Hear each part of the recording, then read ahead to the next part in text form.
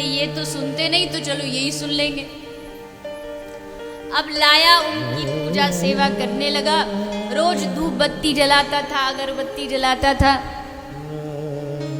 एक दिन क्या हुआ, बोले अगरबत्ती जलाते जलाते उसके मन में विचार आया, क्या देखा, बोले अगरबत्ती तो लगाई है बीच में, पर उसका धुआं कहाँ जा रहा है, गोपाल जी के साइड में।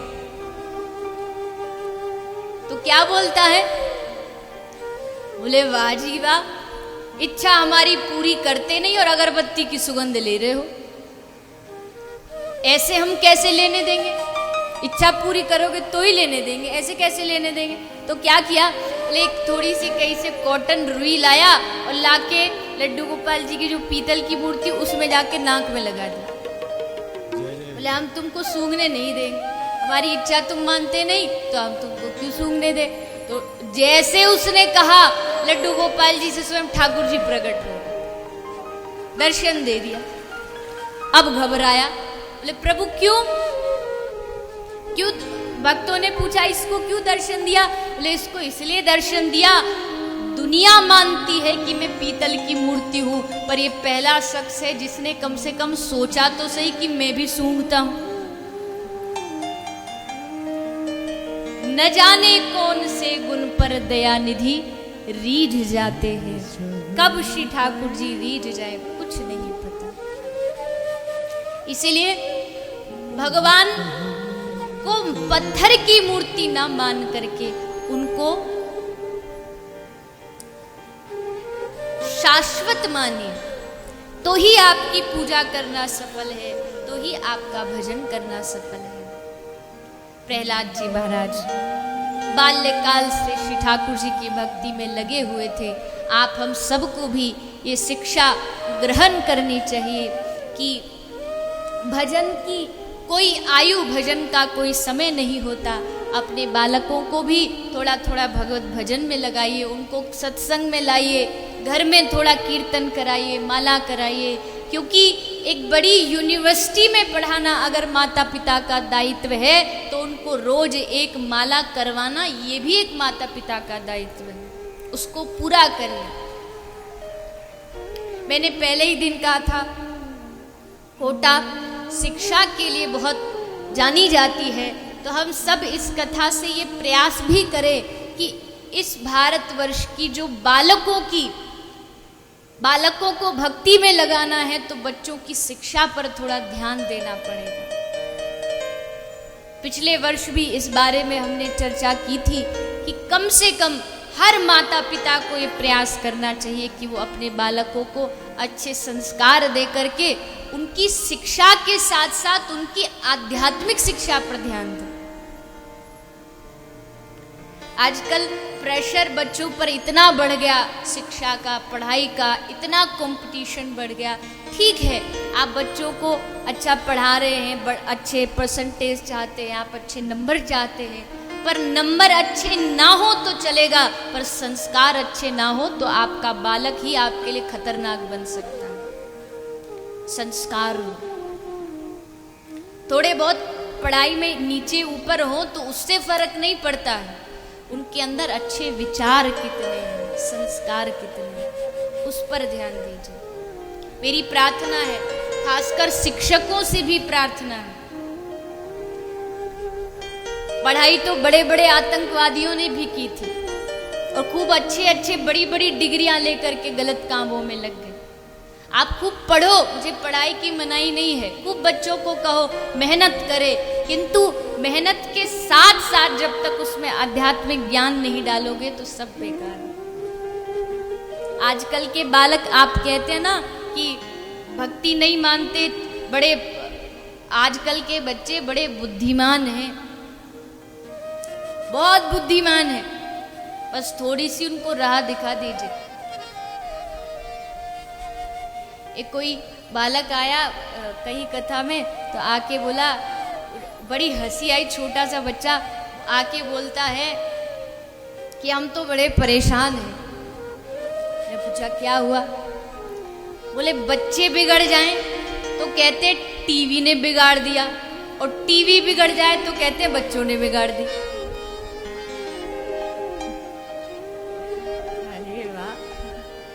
बड़ी ऊंची सोच है तुम्हारी। बोले हम तो बड़े परेशान हैं, फंसे हुए हैं। एक बालक अपने पिता के पास आया, रिजल्ट आया था। पिता ने पूछा क्या रिजल्ट आया? बोले पिताजी वो अपने प्रोफेसर साहब है ना, उनका बेटा फेल हो गया। बोले तू अपना बता। बोले वो जो वर्मा अंकल है ना डॉक्टर साहब, उनका बेटा फेल हो गया। अरे भैया मैं तेरा पूछ रहा हूं, तू बता। बोले नहीं नहीं, वो जो हमारे इंजीनियर साहब है ना, उनका बेटा भी फेल हो गया। बाप को गुस्सा है, बोले तुझसे क्या पूछ रहा हूँ, क्या बताया जा रहा है? बोले जब डॉक्टर का बेटा फेल हो गया, प्रोफेसर का फेल हो गया, इंजीनियर का फेल हो गया, आप क्या एल्बर्ट आइंस्टाइन हो जो आपका पास हो गया?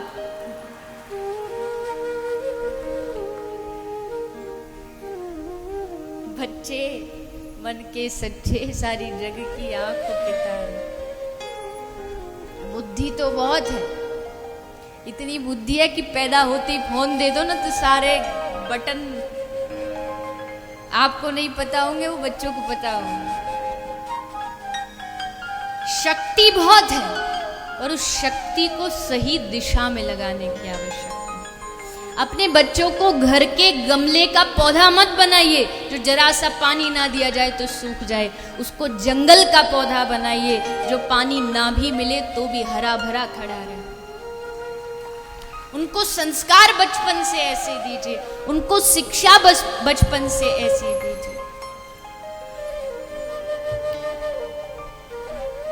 मेहनत करना अवश्य सिखाइए, किंतु उनकी शिक्षा पर कृपया ध्यान दीजिए। एक शिक्षा वो थी द्वापर के समय में कि अगर राजा का बेटा कृष्ण था तो वो भी उसी गुरुकुल में पढ़े थे जिस गुरुकुल में एक गरीब ब्राह्मण का बेटा सुदामा पढ़ा था। ये शिक्षा थी पहले। अब शिक्षा अगर केवल अर्थ के लिए बन जाएगी तो वो शिक्षा खतरनाक है। शिक्षा ही तो देश का भविष्य बनाती है, वही बिगड़ जाएगी तो सब बेकार है। और ये भी याद रखिएगा, बच्चे की सबसे बड़े शिक्षक उसके माँ बाप होते हैं, सबसे बड़े शिक्षक। इस दुनिया में वो सच बोलना भी अपने माँ बाप से सीखता, झूठ बोलना भी अपने माँ बाप से सीखता। मैं कई बार उदाहरण दिया कर, आपने भी सुना होगा, कोई छोटा सा 5-6 साल का बच्चा होता है तो उसके घर में अचानक से फोन की घंटी बजती है तो उसके मन में एक उत्साह जागता है। क्या? बोले चलो आज मैं फोन उठाऊंगा। आज तक उसने पापा को, मम्मी को, पूरे घर वालों को फोन उठाते देखा था, पर आज उसके मन में आज मैं फोन उठाऊंगा।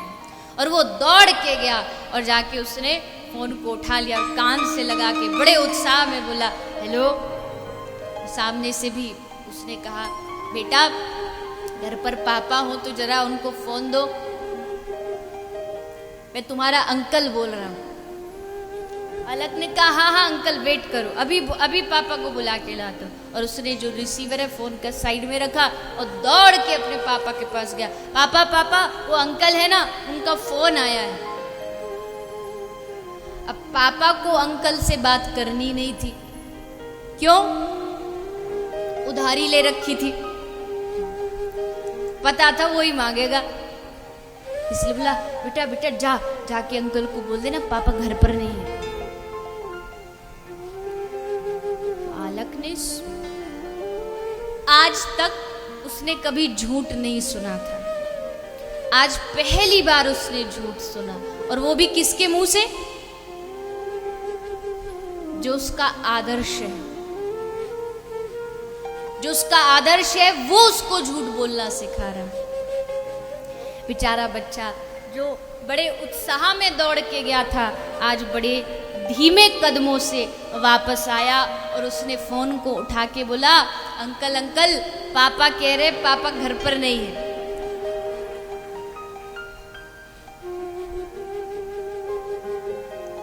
बच्चों को किस राह पर ले जाना है वो माँ बाप तय करते हैं, इसलिए अपने बालकों को आप सब घर से ही अच्छी शिक्षा दे, ताकि वो बालक आगे चल करके संस्कारवान बने। प्रहलाद जी की कथा के पश्चात श्री सुखदेव गोस्वामी ने गजेंद्र मोक्ष की कथा को श्रवण कराया है। एक गजेंद्र नाम का हाथी जो सरोवर में जल पीने के लिए गया, बड़ा शक्तिशाली है, बड़ा शक्तिमान है, किंतु सरोवर में आज ग्रहान ने उसका पैर पकड़ लिया। प्रयास करता है अपने पैर को छुड़ाने का, किंतु छुड़ा नहीं पाता है। परिवार से मदद मांगी, कोई मेरी रक्षा करो, कोई मुझे बचाओ, किंतु जब तक साथ दे सकते थे दिया, उसके बाद सब छोड़ छाड़ के चले गए। क्योंकि संसार की रीति है, दुख में सब भागते हैं, सुख में सब पास आते हैं। संसार की वास्तविकता है। गुरुजी ने शिष्य को कहा, बेटा घर छोड़ दे, आजा मेरे पास। शिष्य ने कहा, महाराज ऐसे कैसे छोड़ दूं, हमको इतना प्रेम करते हैं, घर वाले सब इतने हमारे प्रिय, ऐसे कैसे छोड़ देंगे। तो गुरुजी बोले, चल परीक्षा ले ही ले आज की घर वाले कितना प्रेम करते हैं। ठीक है महाराज, कैसे ले। तो गुरुजी ने उसको श्वास रोकने की विद्या सिखाई कि श्वास थोड़ी देर कैसे रोकते, वो सिखा दी और बोले घर जाओ नाटक शुरू कर। तो घर आके उसने नाटक शुरू किया मरने का। आते ही अब तो पूरा परिवार, मित्र, बेटा, बेटी, बहू सब इकट्ठे हो गए। मित्र कह रहे, अरे विधाता ये तूने क्या कर दिया। पत्नी वो चूड़ी ऊपर मार मार के पूरी चूड़ी तोड़ डाली, थोड़ी बहुत सांस जो बची थी बेचारे की वो निकाल डाली। बेटे ने सोचा कि अब ये तो जाने वाले, हाथ में पहन रखी है 10 लाख की अंगूठी, निकाल लो आगे काम आएगी। तभी पहुंच गए गुरुजी। सब लोग चिल्ला रहे हैं, प्रभु ये तूने क्या, इसकी जगह हमें ले जाते, हम चले जाते दुनिया में, आप इसको क्यों लेके गए। तभी गुरुजी आए, बोले भैया एक काम करो, देखो यमराज के यहाँ एक्सचेंज ऑफर चल रहा है। हमको अभी यमराज जी ने सपना दिया कि वहां एक्सचेंज ऑफर चल रहा है, कहिए कौन जाना चाहता, कौन जाएगा। तो जितने भी वहां चिल्ला रहे थे सब धीरे धीरे धीरे धीरे, मित्र कहते हमें काम याद आ गया, धर्म पत्नी कहती हमें तो किटी पार्टी में जाना है, बेटा कहता महाराज इन्होंने तो जी ली, हमें तो जीने दो, इनकी तो हो गई खत्म, अब हमें तो कम से कम जीने दो। तभी शिष्य उठा और कहा, गुरुजी बताइए कहाँ चलना है। अब समझ आ गया। ध्यान रखिए,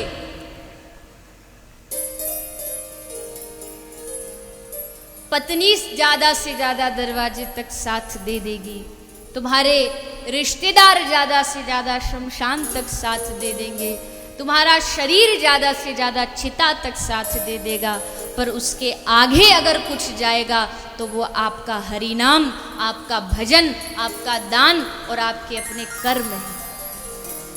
इस बात को हमेशा याद रखिए, क्या उसको साथ लेके जाना।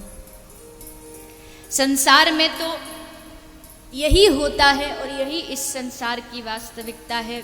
इसलिए किसी ने कहा, काश इंसान भी नोटों की तरह होता, जो धूप में रख के परख लेते कि कौन सच्चा है और कौन नकली है। पर यहाँ लोगों को बदलने में समय नहीं लगता, इसलिए दुनिया के तो बन के देखा, अब उस ठाकुर के बन के देखो।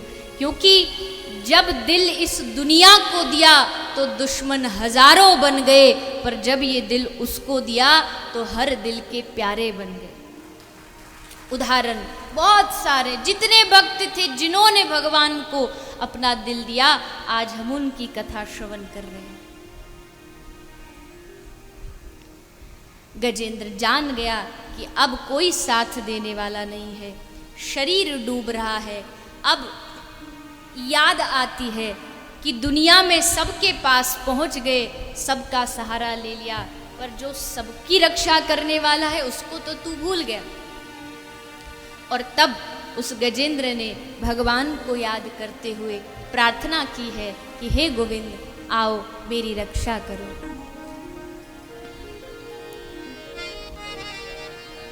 मैंने सारे सहारे छोड़ दिए, बस तेरा सहारा काफी है। मैंने सारे सहारे छोड़ दिए,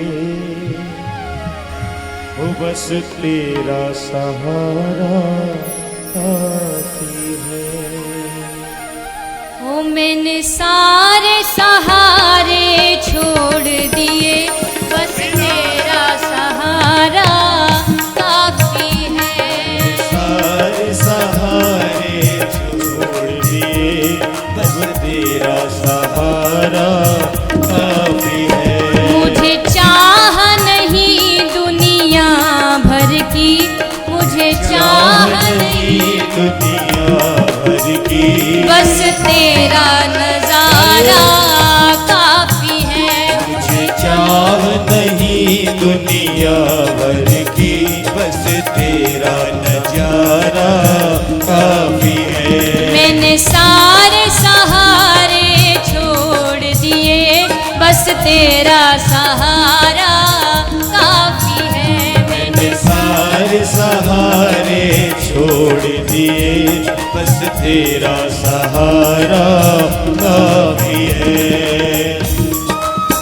बाप से दोनों हाथ उठा के सभी ताली बजाते हैं।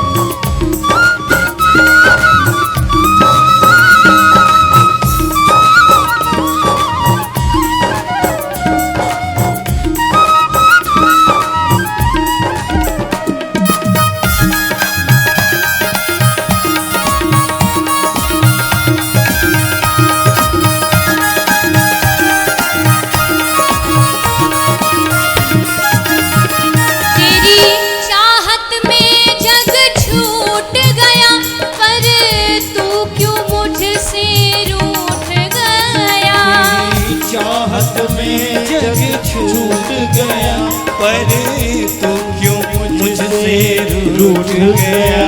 तेरी चाहत में जग छूट गया, पर तू क्यों मुझसे रूठ गया। चाहत में जग छूट गया, पर तू क्यों मुझसे रूठ गया। मैं डूब रहा भव सागर में, डूब रहा भव सागर में, मैं डूब रहा भव सागर में, डूब रहा भव सागर में। बस आना तुम्हारा बाकी है। मैं डूब रहा भव सागर में, बस आना तुम्हारा बाकी है। मैंने सारे सहारे छोड़ दिए, बस तेरा सहारा काफी है। मैंने सारे सहारे छोड़ दिए, बस तेरा सहारा काफी है।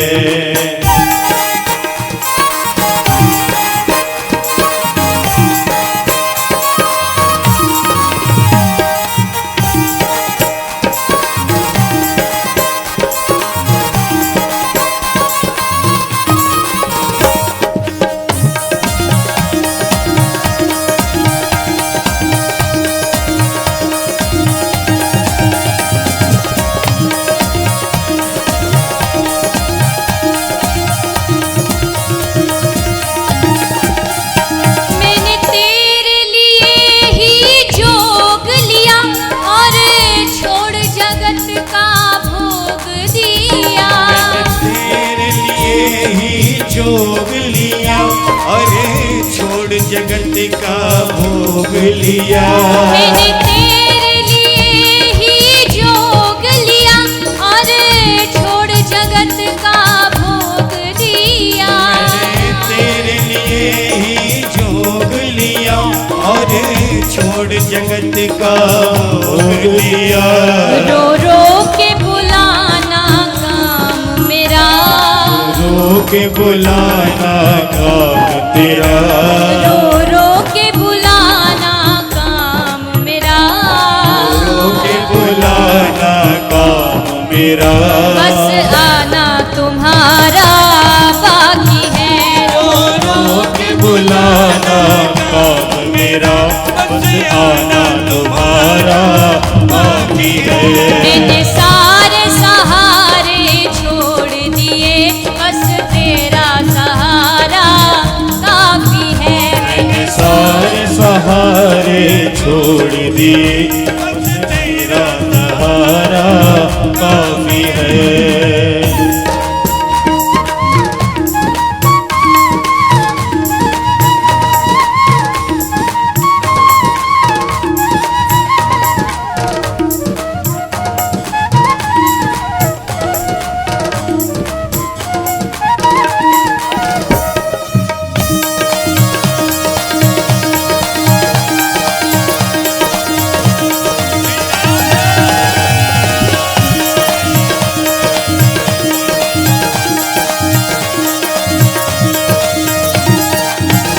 मैंने जब से तुम्हारा नाम लिया, इस जग ने बहुत इल्जाम दिया। मैंने जब से तुम्हारा नाम लिया, इस जग ने बहुत इल्जाम दिया।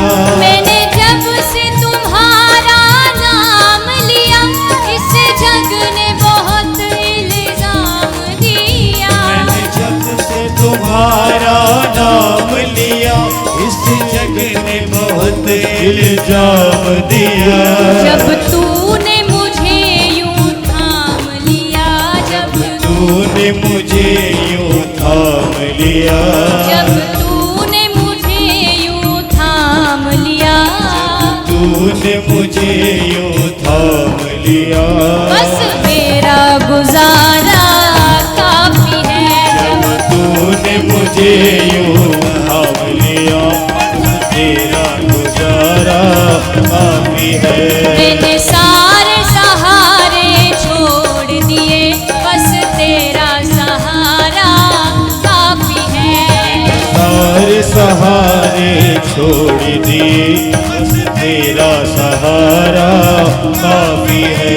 मुझे चाह नहीं दुनिया भर की, बस तेरा नजारा काफी है। चाह नहीं दुनिया भर की, बस तेरा सहारा काफी है। मैंने सारे सहारे छोड़ दिए, बस तेरा सहारा काफी है। सारे सहारे छोड़ दिए, बस तेरा सहारा काफी है।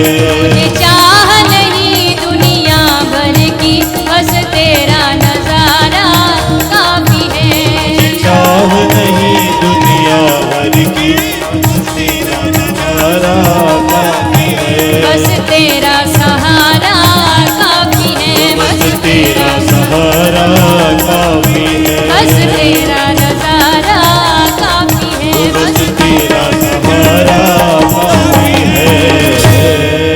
बोलिए श्री श्याम सुंदर भगवान की। की जय।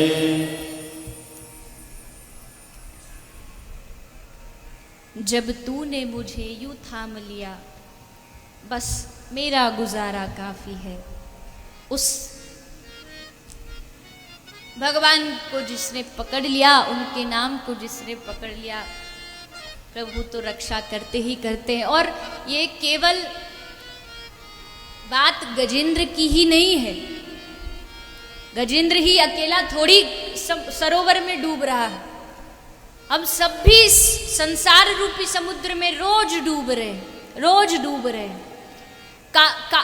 जो मगर है, ग्रहा है, वो हाथी को अपने मुख में घुसाता जा रहा है, वो धीरे धीरे अंदर घुसता जा रहा है। वैसे हम भी इस संसार सागर में उस काल के मुख में धीरे धीरे धीरे धीरे घुसते जा रहे हैं, मृत्यु के नजदीक खिसकते जा रहे हैं। और मृत्यु के नजदीक खिसकने का लक्षण क्या है, वो आप सब कई बार कथा में श्रवण कर चुके होंगे। बाल सफेद होना, आंखों से दिखाई नहीं देना, बत्ती सी बाहर आ जाना, कमर टेढ़ी हो जाना, ये सब क्या है? बोले अब ठाकुर जी ने आपको एक संदेश दे दिया कि भैया आप तैयार हो जाओ। जैसे कोई अधिकारी होता है ना, तो जब उसका ट्रांसफर होता है तो उसके जाने से पहले उसका सामान रवाना कर दिया जाता है। उसका सामान, उसका रसोईया, उसकी देखभाल व्यवस्था करने वाले लोग, वो सब पहले भेज दिए जाते, लास्ट में फिर अधिकारी जाता है। तो ये सब क्या है? बोले ये वही लक्षण है कि अब आप काल के मुख में प्रवेश करते जा रहे हो। अब क्या करना है? बोले गजेंद्र ने जैसे ठाकुर को पुकारा, हमको भी पुकारना है। और जब एक हाथी भगवान को पुकार सकता है, क्या मनुष्य होते हुए हम नहीं पुकार सकते? क्या हमें भगवत प्राप्ति नहीं हो सकती? अवश्य होगी। संकल्प रखिए,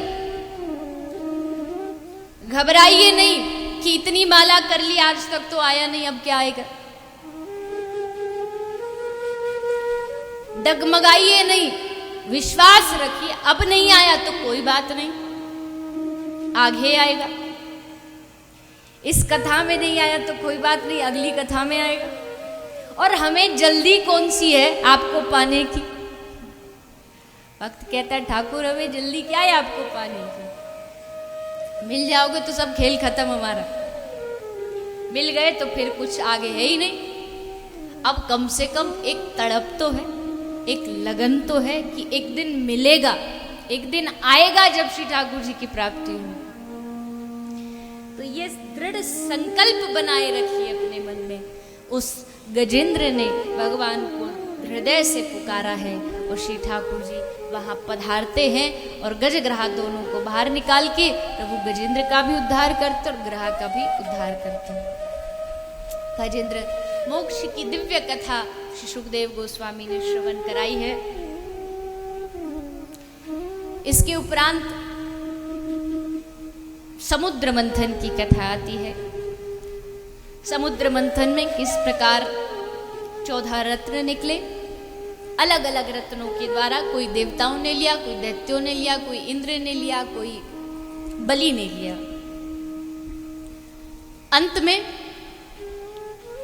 धनवंतरी अमृत का कलश लेके प्रकट हुए, किंतु अमृत के कारण देवता और दानवों में युद्ध होता है और फिर प्रभु सबके चित्त को मोहन करने के लिए मोहिनी रूप धारण करते हैं और अमृत का बंटवारा करते हैं।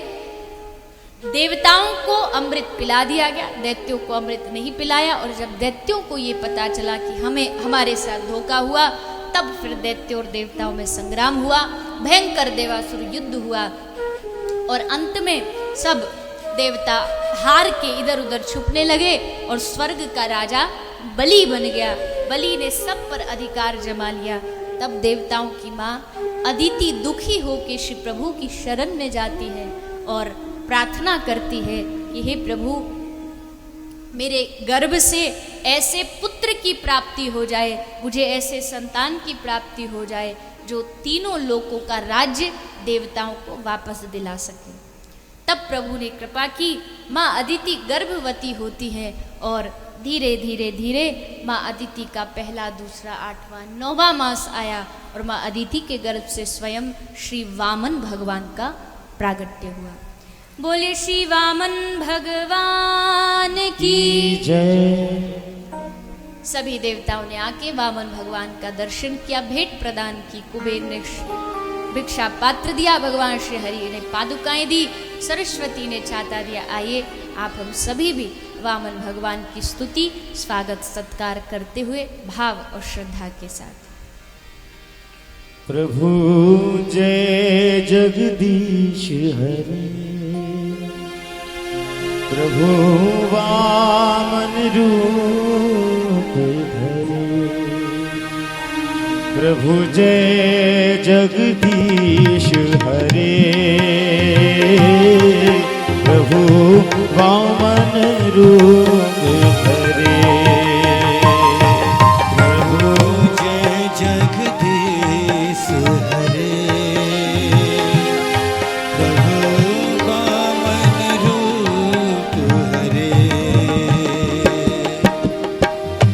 छलयसि विक्रमणे बलि अद्भुत बामन छलयसि विक्रमणे बलि अद्भुत बामन छलयसि विक्रमणे बलि अद्भुत बामन छलयसि विक्रमणे बलि अद्भुत बामन पद नख नीर जनित जन पावन नख नीर जनित जन पावन पद नख नीर जनित जन पावन पद नख नीर जनित जग पावन केशवाधृत वामन रूपं केशवाधित पावन रूप केशवाधृत वामन रूपं केशवाधित पावन रूप प्रभु जय जगदीश हरे प्रभु वामन रूप धरे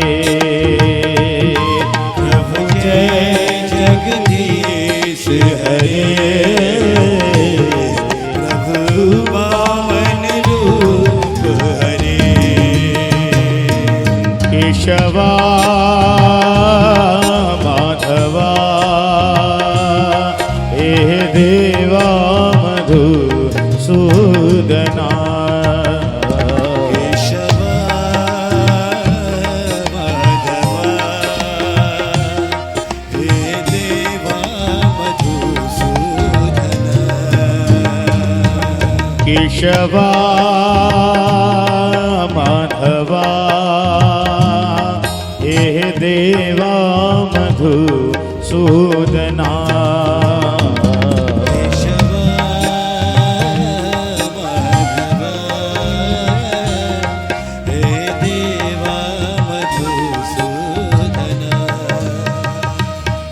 हे देवा मधुसूदना हे मधुसूदना हे देवा मधुसूदना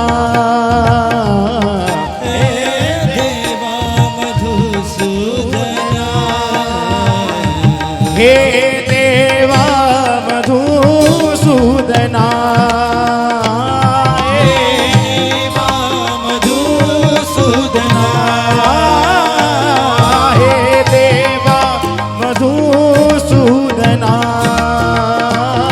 हे देवा मधुसूदना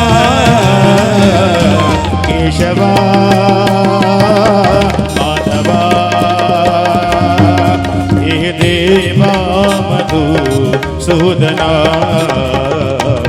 केशवा केशवा माधवा माधवा हे देवा मधुसूदना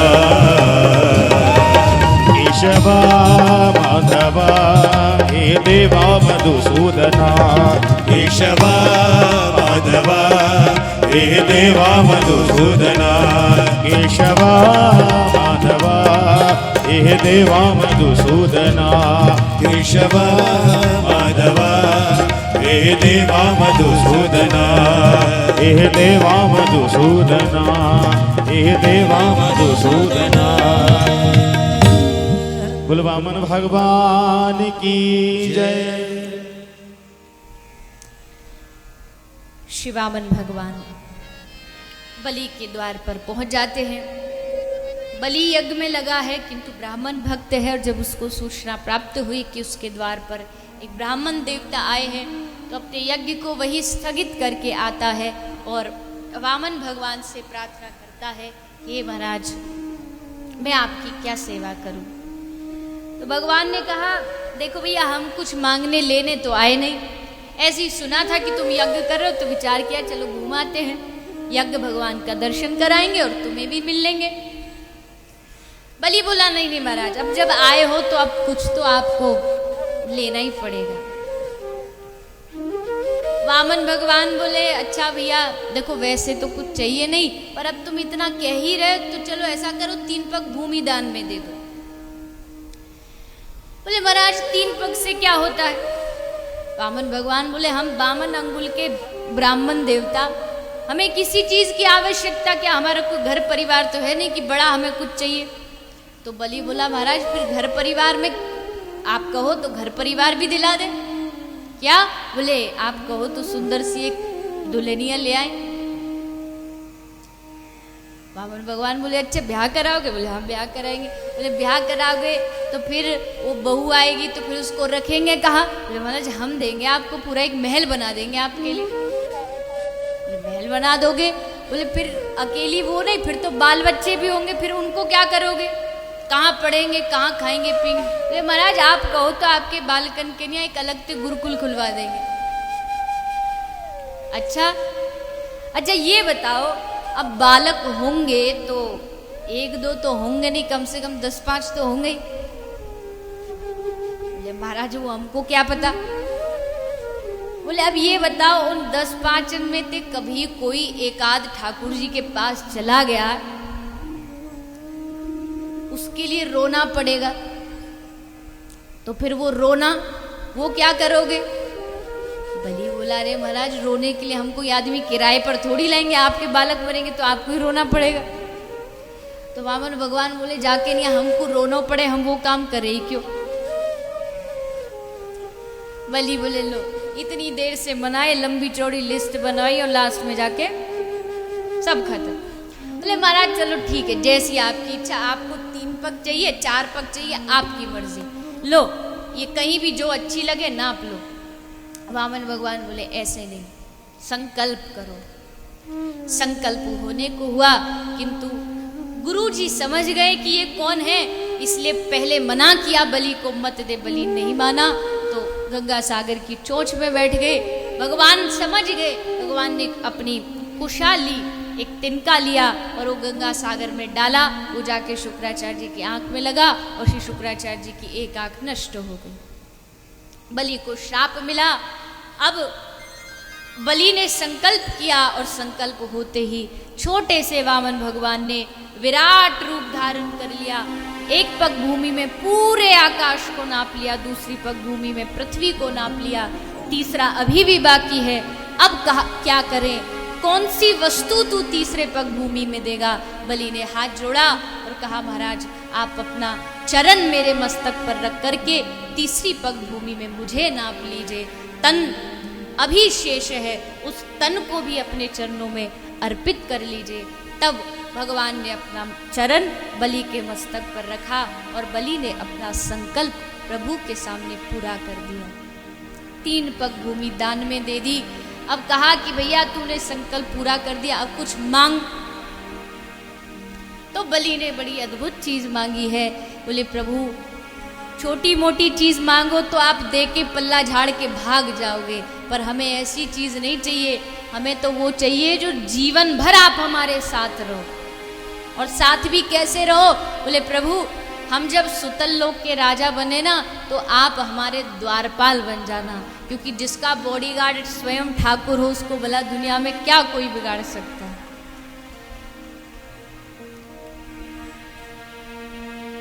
भगवान द्वारपाल बन गए। ठाकुर जी को कोई शर्म नहीं आती, कोई उनको नौकर बना ले तो नौकर बन जाते हैं, कोई उनको सेठ बना ले तो सेठ बन जाते हैं। कहीं दास बने पड़े हैं, कहीं ये सेठ बने बैठे हैं, सावरिया सेठ।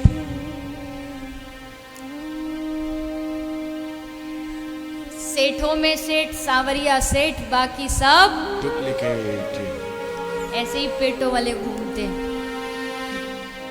ये सेठ भी बन जाते हैं, ये द्वारपाल भी बन जाते हैं, ये हर रूप धारण कर लेते हैं।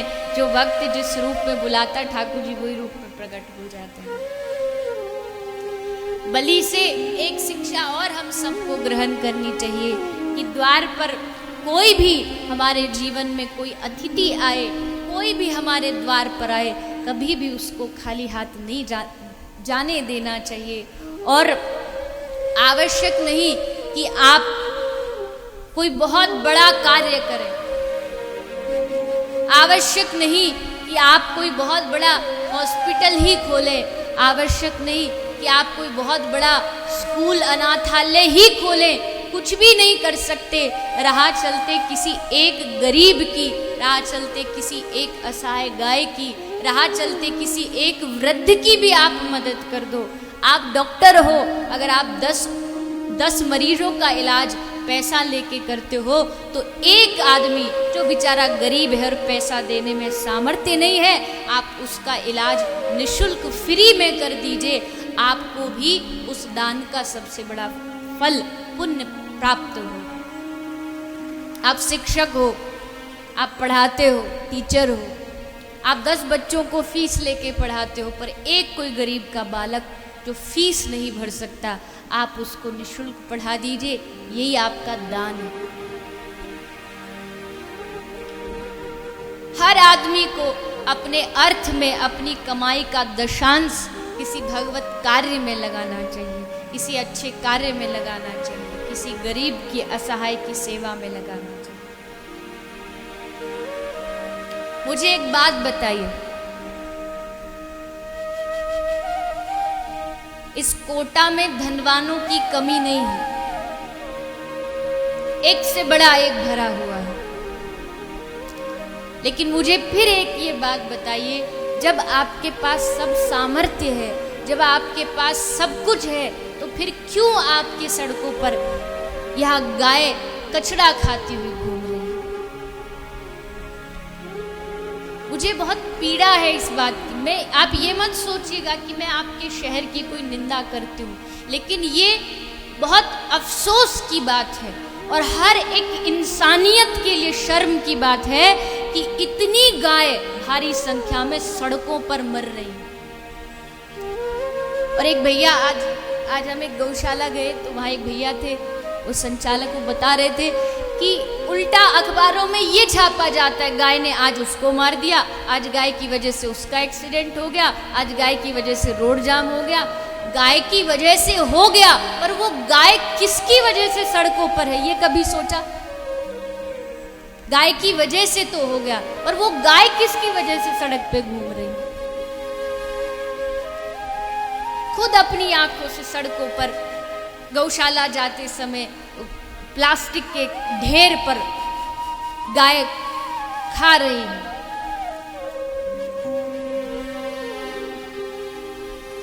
हिंदू फिर भी शांत बैठा है, फिर भी उससे कोई फर्क नहीं पड़ता है। ये बात ध्यान रखिएगा, बलि हमेशा कमजोर की दी जाती है। कभी शेर की बलि नहीं देखी होगी देते हुए, हमेशा बलि बकरी की ही दी जाती है। कमजोर बन के रहोगे तो तुम्हारे धर्म को काटा जाएगा। जिस दिन हिंदुओं ने शक्ति लगा के, आवाज लगा के अपने धर्म के प्रति आवाज उठाई, किसी की हिम्मत नहीं आपके धर्म के ऊपर आंख उठा सके। हम कमजोर बैठे हैं, इसलिए हमारी बलि चढ़ाई जा रही है, इसलिए हम मारे जा रहे हैं। भारत देश में इतनी गाय की हालत खराब है, दुर्दशा है, जो लोग गाय की सेवा का नाम नहीं जानते, उन देशों से भी बुरी हालत भारतवर्ष में हो रही।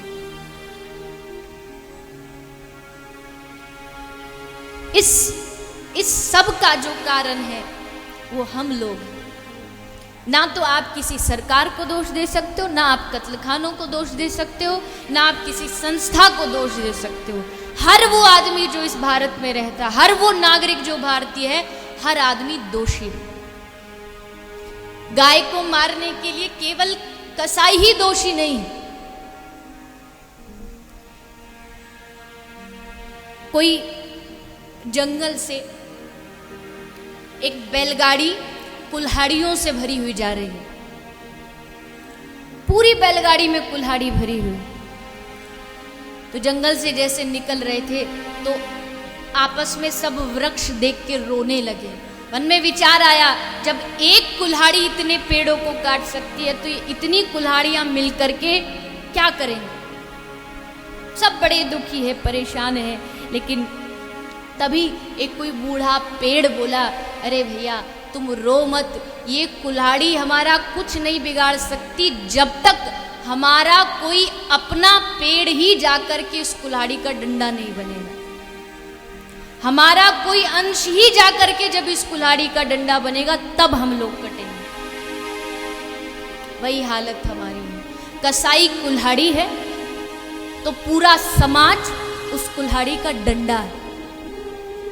अगर हम नहीं करेंगे तो उनकी क्या हैसियत है कि वो गाय को किसी के खूंटे से उठा करके कत्ल खाने तक ले जा सके। एक खूंटे से लेके कत्ल खाने तक पहुंचती हुई एक गाय का जो रास्ता है, उसके बीच में हर जाति, हर धर्म, हर आदमी का सहयोग होता है, तब वो गाय वहां तक जाती है, तब वहां तक पहुंचती है। आप सबको बार बार प्रेरणा दी जाती है, कम से कम जो लोग सत्संग से जुड़े हैं वो भी बदल जाएं तो कितनी क्रांति इस देश में आ सकती है। अगर और सबसे बड़े पाप के भागीदार वो लोग हैं, मुझे इस बात को कहने में कोई शक नहीं है, जितना एक गाय को मारने वाला दोषी है उतना ही गाय का दूध दे करके जब वो दूध ना दे उसको सड़क पर छोड़ने वाला भी उतना ही दोषी है। तुम अपने माता पिता को जब तक वो काम करें, धंधा करें, तब तक घर में रखो और उसके बाद उसको घर से निकाल दो, ये कहाँ की इंसानियत है।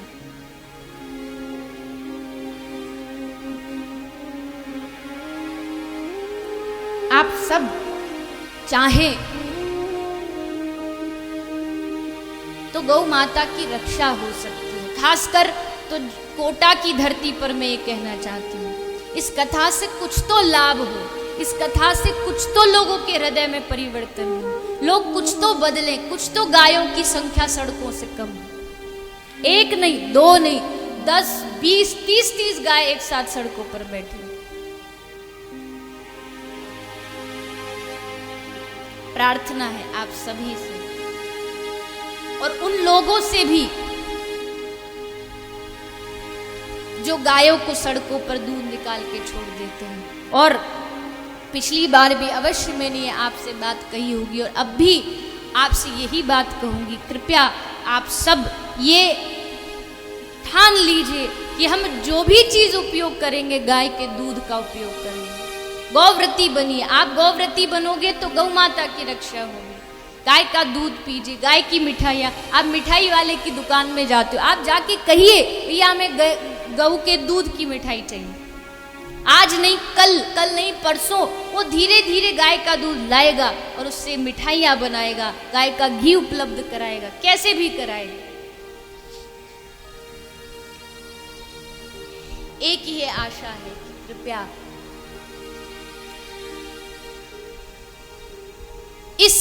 इस शहर में तो कम से कम गौ माता की सुरक्षा, और वाहन वालों से भी निवेदन है कृपया, हाँ थोड़ी असुविधा होती है अवश्य, जब सड़कों पर गाय बैठेंगी तो असुविधा तो होगी, पर उस असुविधा के कारण भी हमें तो सहना भी हमें ही पड़ेगा।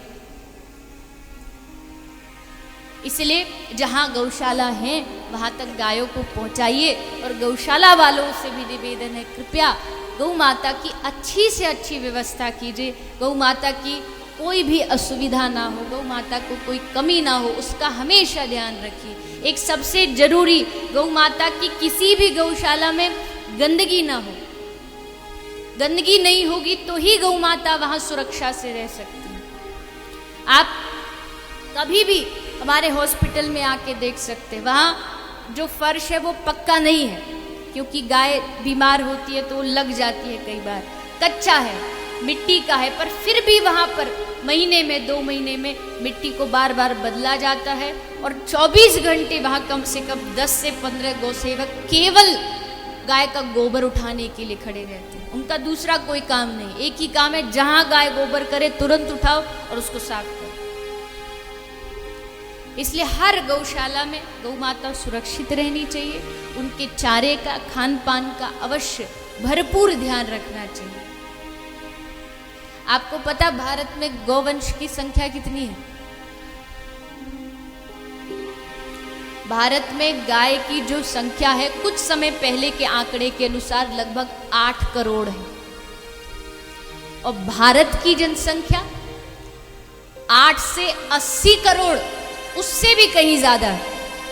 तो अगर 10% लोग भी मिलकर के गौ माता की सुरक्षा में डट जाए, लग जाए, तो गौ माता की रक्षा होगी। गाय को बेचिए मत, क्योंकि गाय को बेचना मतलब अपने धर्म को और अपने भगवान को बेचना। आप अपने गाय को पशु समझ के नहीं बेच रहे, आप अपने 33 कोटि देवताओं को बेच रहे हैं, आप अपने धर्म ईमान को बेच रहे हैं।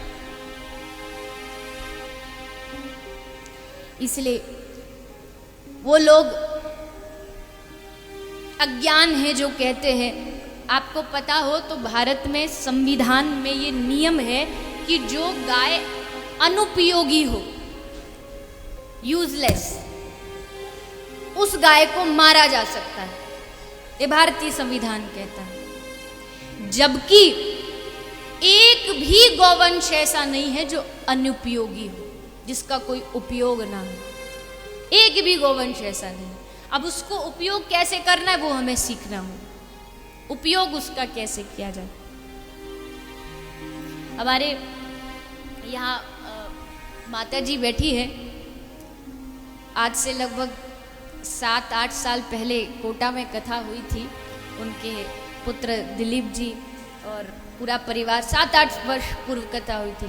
तो माता जी जब भी मिलती है बस एक ही बात कहती है कि आप सब गैया गैया गैया लगाए रखते हो, गैया तो बच जाएगी, पर इन बछड़ों का क्या होगा?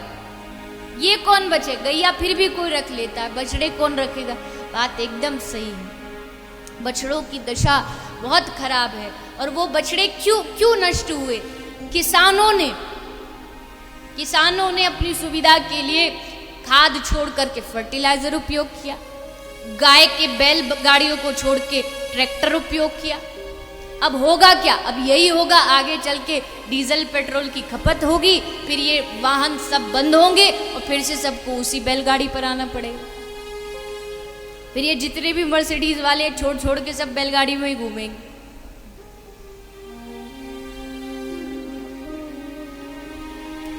अनुसंधान चल रहे हैं, गाय कितनी उपयोगी है, गाय के गोबर से गाड़ियों को चलाया जा रहा है, इतने अनुसंधान गाय के ऊपर चल रहे। और एक हम लोग हैं, होते हुए भी भारतीयों की यही एक सबसे बड़ी कमी है, जब जागना होता है तब जागते नहीं, और जब जागते हैं तब बहुत देर हो चुकी होती है। ये गौ रक्षा का मुद्दा आज से नहीं चल रहा। जब भारत आजाद नहीं हुआ था तब भारत की सरकार ने वादा किया था कि भारत आजाद होते ही हम सबसे पहले गौ हत्या पर बैन लगाएंगे। पर संविधान भी हो गया, ये स्वराज भी आ गया, पर आज भी 60-70 वर्ष बाद भी ये गौरक्षा का मुद्दा आज भी अटका पड़ा। मुझे क्षमा कीजिएगा, मैं किसी भी ना तो धर्म की, ना नेता की, ना किसी संप्रदाय की, लेकिन एक अभी वो आया था कि गौपालक लोग बहुत उपद्रव कर रहे हैं, और कहीं ना कहीं ये बात सत्य भी है। उसके लिए मैं प्रार्थना भी करती हूँ कि जो गौ माता की रक्षा के लिए जो दल, जो टीम बनाई गई है, वो कृपया शांति भरा माहौल रखे। लेकिन करे भी तो क्या करें?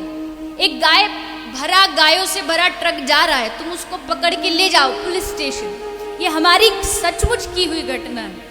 उसको तुम स्टेशन ले जाओ, पुलिस वाला उसको पकड़ लेगा, ना एफआईआर दर्ज करेगा, ना कुछ करेगा, और कुछ पैसा लेके उनको छोड़ देगा। फिर अगले स्टेशन पर, पुलिस स्टेशन पर फिर उसको छोड़ दिया जाए।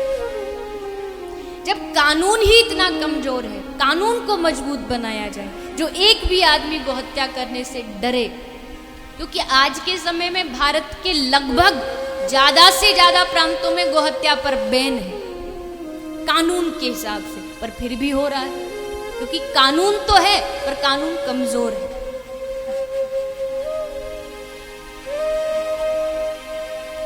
इसलिए हम सब तो प्रयास में लगे ही हुए हैं, लेकिन एक व्यक्ति से गौरक्षा नहीं हो सकती है जब तक पूरा समाज नहीं जुटेगा, जब तक पूरी भारत के लोग नहीं जुटेंगे। भारत का हर आदमी अपने हृदय में गौ माता के लिए थोड़ी थोड़ी दया लाइए। आपको नहीं लगता जब आप सड़कों से निकलते हो, गाय के कल ही के दिन जहाँ पर हम रुके हैं उसकी खिड़की से सड़क दिखती है, कथा से गए ही थे, खिड़की से झांक के देखा तो एक बछड़ा एकदम सड़क पर बैठा और पूरा उसका पैर कांप रहा है, चलते ही कोई गाड़ी उसके पैर के ऊपर से निकल के चली। क्या उस समय हृदय द्रवीभूत नहीं होता? क्या नहीं लगता कि ऐसा क्या किया जाए कि इन गौवंशों को बचाया जाए? क्या हम इतने निर्दयी, इतने स्वार्थी हो गए कि दूध के लिए अपना लिया और उसके बाद छोड़ दिया? उपाय करिए। आप बछड़ा घर में नहीं रख सकते तो गौशाला में दे करके आइए। गौशाला वाले भी केवल अपने दम पर तो नहीं चला सकते, आप बछड़ा दे के आए तो उसकी जीविका के लिए जो धन अर्थ खर्च होता है वो भी प्रदान करके आइए और कह के आइए कि हम कभी भी आके इसको देख भी सकते, ताकि उनको पता रहे कि इसको कहीं हम भेजे न। हृदय में बहुत बहुत पीड़ा होती है इस दुख को देख के, इसलिए आप तक ये बात पहुंचाई। मेरी प्रार्थना है कि कोटा की धरती पर तो कम से कम कुछ ऐसा उपाय करिए जो ये गौवंश घूम रहे हैं, इनको अपशब्द सुनाने की बजाय इनके चारे की, इनके रहने की कहीं व्यवस्था की जाए। और इसमें अधिकतर तो घर वाले हैं, तो घर वालों से भी प्रार्थना, इतना पाप मत अपने सर पर रखिए कि आप गौवंश को भूखा सड़कों पर छोड़ देते हो, शाम को घर ले आते हो। यही प्रार्थना है आप सबसे। एक एक व्यक्ति भी अगर प्रयास में लग जाए, ये दान केवल धन का नहीं होता है, ये बात ध्यान रखिएगा। दान अगर आप मन से भी गौ माता की सेवा करेंगे, मन से भी प्रयास करेंगे तो वो भी दान है। बहुत समय नहीं है इसलिए ज्यादा इसके बारे में चर्चा नहीं कर सकते, पर आप सबको इशारा काफी है। समझिए, गौवंश की रक्षा हो, गौवंश सड़कों पर दुर्घटनाग्रस्त ना हो, अपनी भी रक्षा करिए और गौवंश की भी रक्षा करिए। बलि ने आज सर्वस्व लुटा दिया है श्री वामन भगवान के चरणों में। वामन भगवान ने कृपा की है बलि के ऊपर। इस प्रकार वामन और बलि की कथा को श्रवण कराया गया। इसके उपरांत भगवान के मत्स्यावतार की कथा आई। प्रभु ने मत्स्यावतार धारण किया है। मत्स्यावतार की कथा के पश्चात 9वें स्कंध में भगवान के दिव्य जन्मोत्सव की कथा आती है। प्रभु का अवतार, राम अवतार और कृष्ण अवतार की दिव्य कथा श्री सुखदेव गोस्वामी श्रवण करा रहे हैं। सब प्रथम सूर्यवंश की वर्णन आता है। सूर्यवंश में राजा दशरथ के घर 3 पत्नी कौशल्या, केकई, सुमित्रा, तीनों एक पुत्री की प्राप्ति हुई थी, किंतु उसको अपने मित्र को प्रदान कर दिया। अब संतान न होने के कारण श्री दशरथ जी बड़े दुखी हैं और तब श्री दशरथ जी महाराज अपने गुरु श्री वशिष्ठ जी के पास जाकर के प्रार्थना करते हैं कि हे गुरुदेव, ऐसा कोई उपाय बताइए जिससे मुझे भी पुत्र की प्राप्ति हो सके।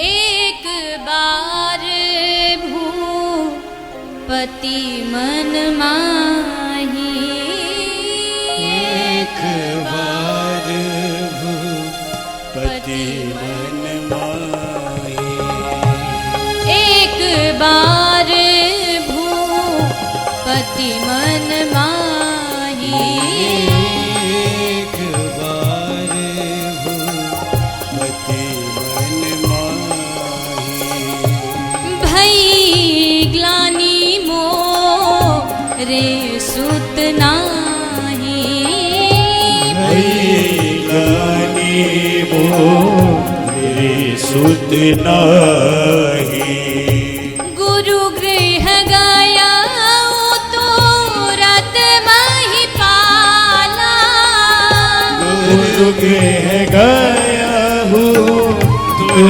वही पाला। चरण लागी करी विनय विशाला। चरण लागी करी विनय विशाला। श्री राम जय राम जय जय राम। श्री राम जय राम जय जय राम। एक बार भूपत मन माही भई ग्लानि। दुख आया तो दुख का समाधान कहाँ मिलेगा? बोले ये समाधान तो केवल गुरु के दर पर मिल सकता है। पहुंच गए गुरु गृह गयो तुरत मही पाला। चरण लागी करी विनय विशाला।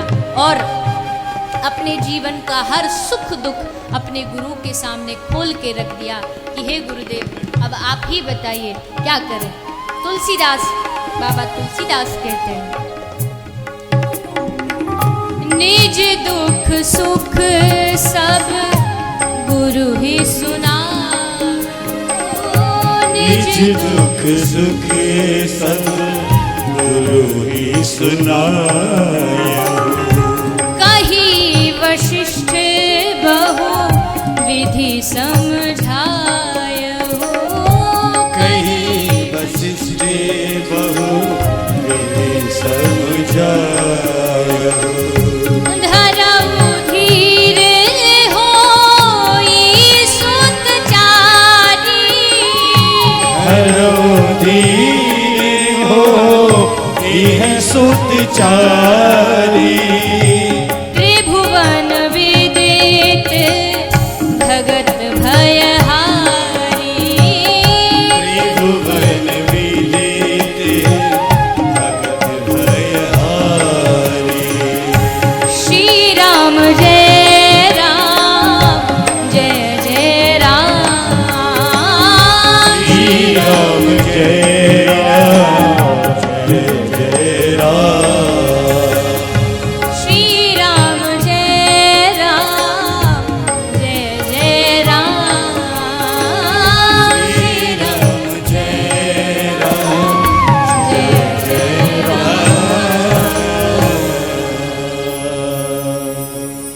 धरऊ धीर हुई सुत चारी। घर जाओ पुत्रेष्ट यज्ञ की तैयारी करो। घर गए, घर जाके पुत्रेष्ट यज्ञ की तैयारी की। श्रृंगी ऋषि को बुलाया गया। यज्ञ की तैयारी हो गई, यज्ञ हुआ। यज्ञ से स्वयं यज्ञ नारायण भगवान प्रकट हुए खीर का प्रसाद लेके, और तीनों माताओं में खीर प्रसाद को बांट दिया गया। तीनों माताओं ने खीर का प्रसाद ग्रहण किया और धीरे धीरे धीरे तीनों माताएं गर्भवती हो गई। भगवान के जन्म का समय नजदीक आया। प्रभु के उस दिव्य उत्सव का समय नजदीक आया। प्रभु के जन्म की तैयारी में सरयू नदी में अमृत बहने लगा और चारों ओर सबके हृदय प्रसन्न हो गए। माताओं को सुंदर सुंदर स्वप्न आने लगे। नवमी तिथि मधुमास पुनीता, शुक्ल पक्ष अभिजित हरि प्रीता। मध्य दिवस अति शीत न घामा, पावन काल लोक विश्रामा। नवमी तिथि चैत्र का महीना, मध्याह्न के दोपहर में मर्यादा पुरुषोत्तम भगवान श्री रामचंद्र का प्रागट्य माँ कौशल्या के आंगन में होता है। बोलिए श्री रामचंद्र भगवान की। मर्यादा पुरुषोत्तम प्रभु का अवतार हुआ है। एक दासी दौड़ी दौड़ी गई दशरथ जी को, हे राजन बधाई हो बधाई हो बधाई हो, आपके घर पुत्र की प्राप्ति हुई है। तभी दूसरी दौड़ी दौड़ी आई, बोले महाराज एक नहीं चार पुत्रों की प्राप्ति एक साथ हुई है। माँ कौशल्या के घर राम, माँ केकई के घर भरत और माँ सुमित्रा के घर लक्ष्मण और शत्रुघ्न का अवतार हुआ। 4 राजकुमारों की प्राप्ति एक साथ अयोध्या को हुई। अयोध्या आनंदित हो गई, आनंद उमड़ आया। पूरे अयोध्यापुर की माताएं बहनें सब नगर की स्त्रियों ने आकर के श्री दशरथ जी को और माँ कौशल्या कैकेयी सुमित्रा को बधाई दी। वाल्मीकि रामायण के अनुसार महाराज दशरथ ने अपने पुत्र के जन्म की खुशी में 10 लाख गोदान किया और समस्त दास दासियों पर कृपा की। सबने आके दर्शन किया है। आज भगवान का चारों लाला बड़े सुंदर है, किंतु श्री रामचंद्र अति सुंदर है, अति सुकोमल है। मर्यादा से आए हैं इसलिए बड़े शांत दिखाई दे रहे हैं। राम जी आए तो बड़े शांत थे, पर हमारे ठाकुर जी आए तो इनका तो जन्म से ही नैन मटका शुरू हो गया। टेढ़ी टेढ़ी नजरें, इनकी एक नजर से समझ आ जाता है कि हाँ अब इनकी नजरें कहीं जा रही। नेत्र सब भेद खोल देते। मां कौशल्या कहते हैं ये कोई साधारण जगत की घटना नहीं है, ये दिव्य धाम की घटना है। अयोध्या की जो अयोध्या धाम है, साकेत धाम है, और गोकुल की यानी जो गोलोक है उसकी घटना है। क्या होता है, एक बार यशोदा मैया और कौशल्या मैया आपस में मिलने आती हैं। मैंने पहले ही कहा ये दिव्य धाम की घटना है, वरना आप सोचोगे कहाँ द्वापर कहाँ त्रेता, ये उस धाम की घटना है। तो दोनों मिलने आई तो दोनों अपने अपने लालाओं को साथ लाई है। कौशल्या मैया अपने राम लला को लाई है और मैया यशोदा अपने लाला को लाई है। तो दोनों ने बिठा दिया और वार्तालाप शुरू हो गई। अब माताओं की वार्तालाप कैसे होती होता है आप सब जानते हैं। आपके कोटा में ये जो सामने सरोवर है, क्या बोलते हैं इसको? शायद जल महल बोलते हैं कुछ, अच्छा जो भी बोलते, क्या सूर सागर, अच्छा। इसमें 7 वंडर्स है, 7 अजूबे हैं दुनिया के। और 8वां अजूबा क्या है? 8वां अजूबा बोले 2 मैया एक कमरे में अकेली 5 मिनट तक चुपचाप बैठी रही। ये हो ही नहीं सकता। ये तो ठाकुर जी की अति अति अति कृपा है जो कथा में आके एकदम शांत बैठी रहती है। ये कथा का प्रभाव है, वरना तो भैया वार्तालाप प्रारंभ हुई। बात करते करते करते बहुत समय हो गया, एक साथ ध्यान आई, चलो चलो अरे बहन चलते, बहुत संध्या हो गई। तो जल्दबाजी में दोनों के लाला बैठे थे। अब राम कृष्ण 2 एक हैं, अंतर नहीं निमेष, कोई भेद नहीं है राम और कृष्ण में। आप इनके हाथ में, धनुष वालों के हाथ में मुरली पकड़ा तो कन्हैया बन जाएंगे, उनके हाथ में धनुष पकड़ा दो तो राम बन जाएंगे। तो क्या करे, बोले जल्दबाजी में गलती से यशोदा मैया तो ले गई राम जी को और कौशल्या मैया ले गई कन्हैया को। दोनों के बालक बदल गए। अब क्या हुआ, बोले अब मैया कौशल्या लेके आई लाला को अपने महल में। हमारे ठाकुर जी तो बड़े नटखट है। मैया ने, कौशल्या मैया ने दशरथ जी को बुलाया, बोले आइए महाराज पधारिए, भोजन का समय हो गया। तो अब जब दशरथ जी भोजन करने आते थे तो उनका अलग आसन लगता था, चारों भाइयों का सामने आसन लगता था। मैया ने ऐसे ही लगा दिया, पर हमारे ठाकुर जी को अलग बैठ के खाने की आदत ही नहीं। वो सीधा भाग के आए और दशरथ जी की गोदी में बैठ गए, बाबा बाबा बाबा। अब बाबा बाबा करके बैठे। अब दशरथ जी भोजन कर रहे हैं, अब ठाकुर जी भी कर रहे हैं भोजन, पर उनकी आदत क्या है, बाबा की दाढ़ी खींची। अब दशरथ जी बैठे, दशरथ जी की दाढ़ी खींच दी। थोड़ी सी सब्जी, कोई खीर लिया, वो मूंछों पे लगा दिया। दशरथ जी सोचिए राम लला को आज हुआ तो हुआ क्या, कोई भांग भांग तो नहीं गलती से किसी ने पिला दी। इतने में ही राम भगवान के मित्र आ गए। चलिए आइए राजाधिराज राजकुमार श्री रामचंद्र, आपके खेलने का समय हो गया है। अब रामचंद्र चलते थे तो बड़ी मर्यादा से चलते थे, धीरे धीरे उठेंगे, धीरे धीरे चलेंगे, आगे आगे राम भगवान, पीछे पीछे टोली। और हमारे ठाकुर जी उठे, काई को कान पकड़ो, काई के कंधा पे हाथ रखो और चल पड़े दौड़ते भागते। अब पहुंच गए आज खेलने, और खेलने में आज ऐसी सब उन बालकन की खींची, काई को घोड़ा बना दियो, काई को हाथी बना दियो। शाम को जब खेल के वापस आए तो कोई बालक पैर लंगड़ा के चल रहा है, किसी का गाल मोटा है, किसी का कान फूला हुआ है। वहाँ कौशल्या बोली ये क्या हुआ? बोले पता नहीं महारानी, आज हमारे राम लला को क्या हो गया, इतनी उधम, इतनी नटखट, इतनी शरारत की कि क्या बताएं।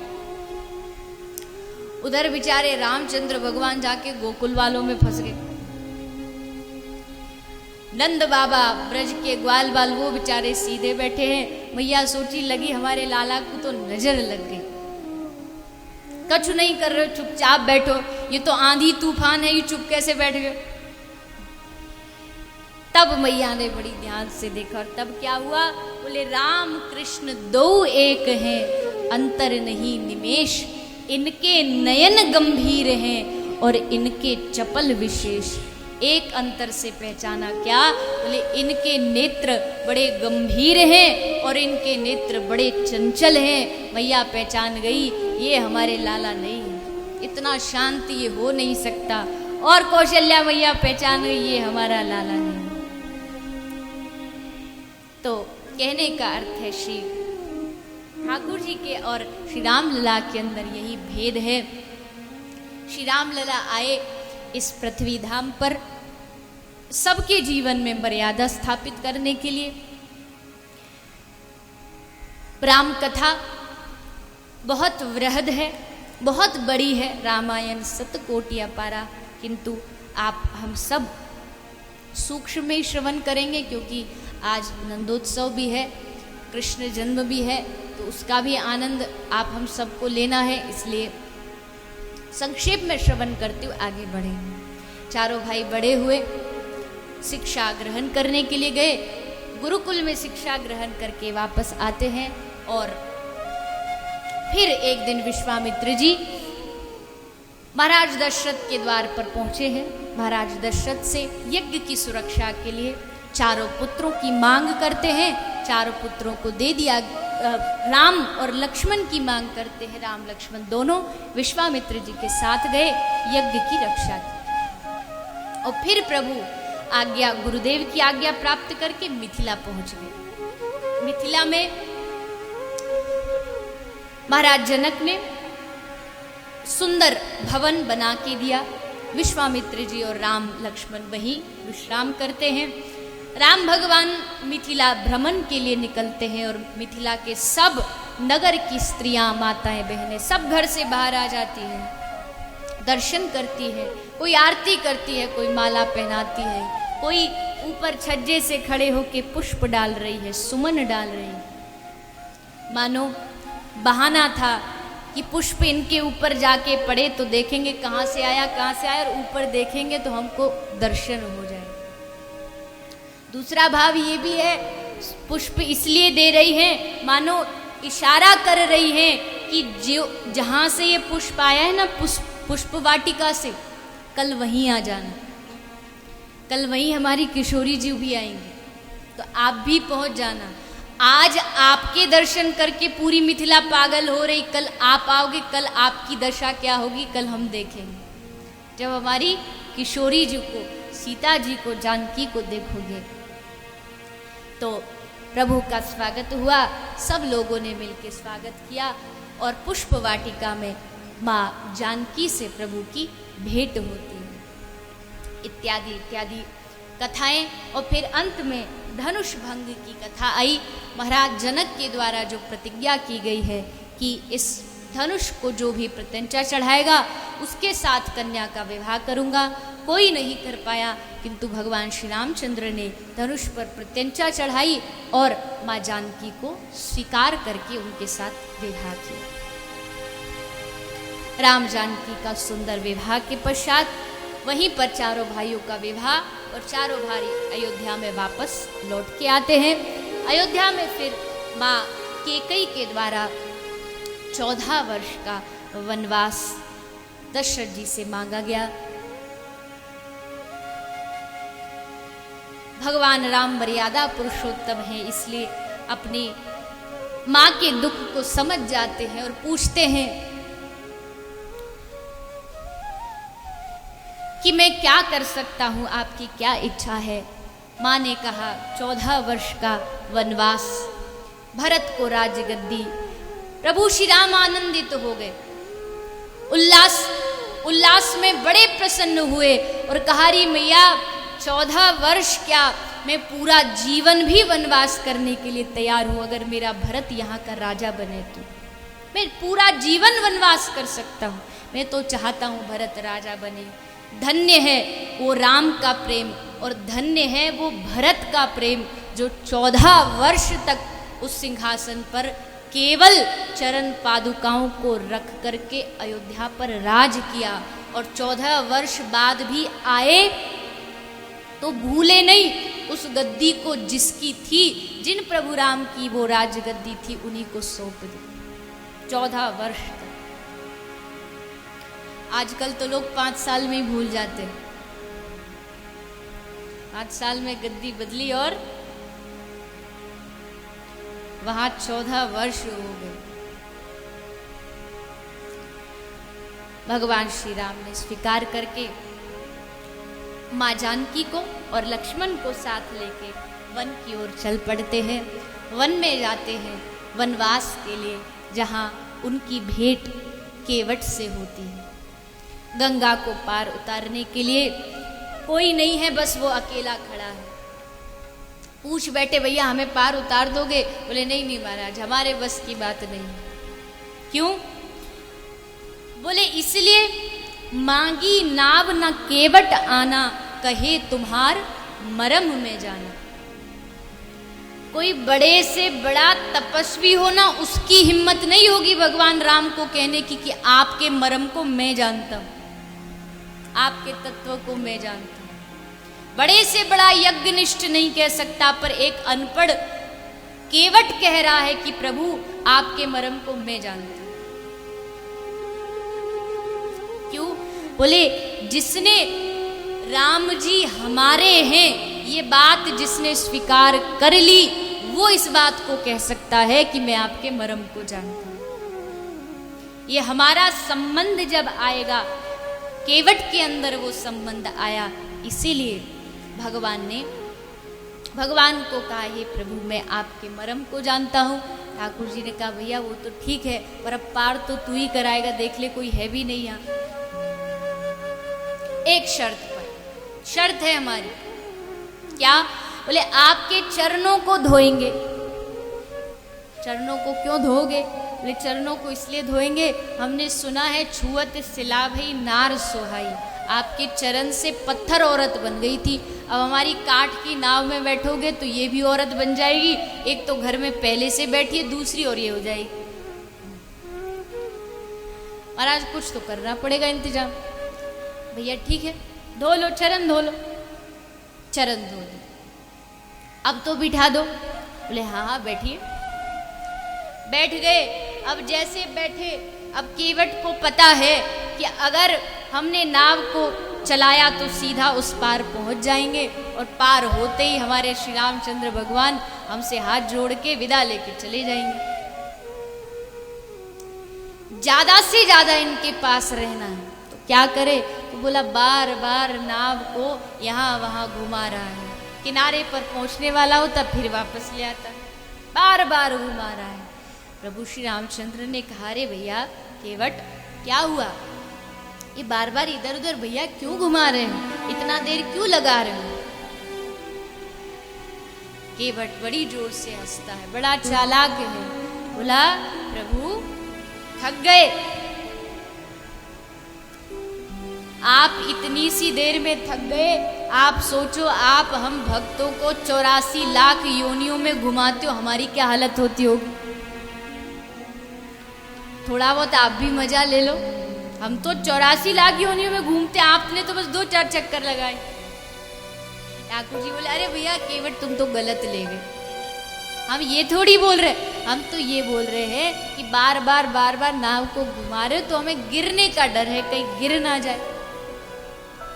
केवट बोले इतना ही डर है तो हम बैठे, सर पर हाथ रख लो, पकड़ लो हमको और चल पड़ेंगे, गिरने नहीं देंगे। बड़ा चालाक है, ये नहीं कहा कि सर पर हाथ रख दो, कहता आपको डर है तो आप पकड़ो। प्रभु श्री राम ने केवट